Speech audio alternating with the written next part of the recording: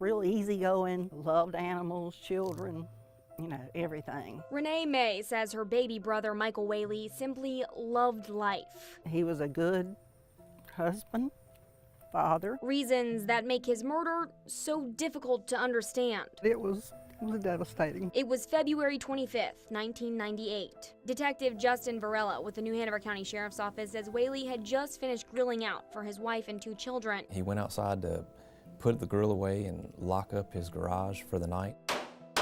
Moments later, Varela says Whaley's neighbor called 911. He was on his porch and he heard gunshots.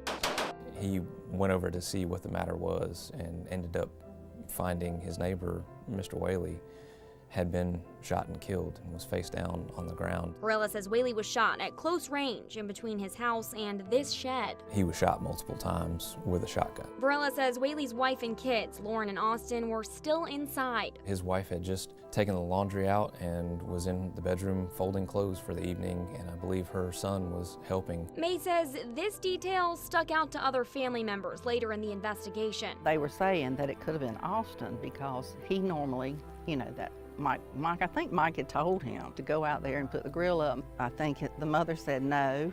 She said, I need him to do this or that, and it was something like fold clothes or something or other. May says something else stuck out that night about where it happened. From that door coming out that building to that light right there. She says that light wasn't working that night for the first time ever. Everything was very strange. One of the things that you have to look at in a homicide investigation, or really in any investigation, is what is the motive? And in the Whaley case, it's really a mystery as to why this man was killed. Varela says several theories have come up over the years. There was information that there was either a family member or a neighbor that lived close by that maybe did have some enemies. The mistaken identity theory comes in. Another theory? Maybe this was a random gang initiation. Varela says he doesn't know if these theories are actually feasible, but what he does know? It wouldn't have been difficult for someone to have hidden in the area in order to commit this ambush-style murder. He says one neighbor did report hearing something. He heard some loud voices or some commotion,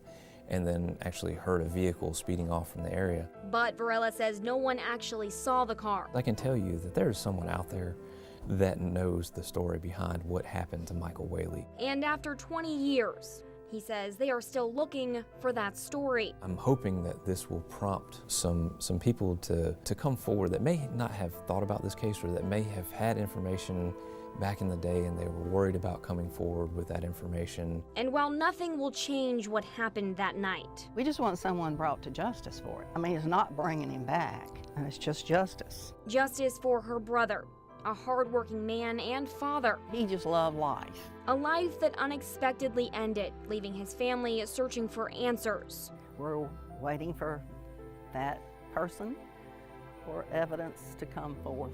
Answers behind the shotgun, the light that wasn't working, the deadly ambush on February 25th, 1998.